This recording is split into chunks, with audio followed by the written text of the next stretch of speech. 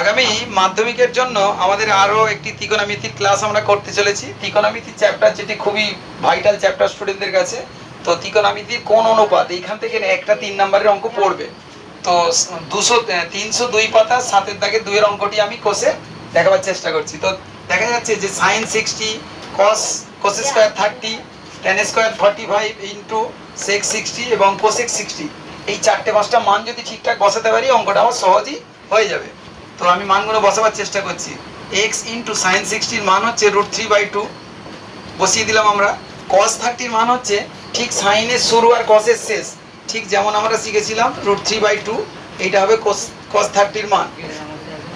Opposite সাইডে আমরা বসাচ্ছি tan 45 মানে 1 তার হোল স্কয়ার ইন্টু sec 60 মানে হচ্ছে ঠিক সাইনের এই cos-এর উল্টো। cos-এর উল্টো মানে হচ্ছে 1/√2 ছিল, সেখান থেকে 2 আসবে। আর cosec 60 মানে সাইনের উল্টো, তাহলে এটা হবে 2/√3। এখান থেকে আমরা বের হওয়ার চেষ্টা করছি।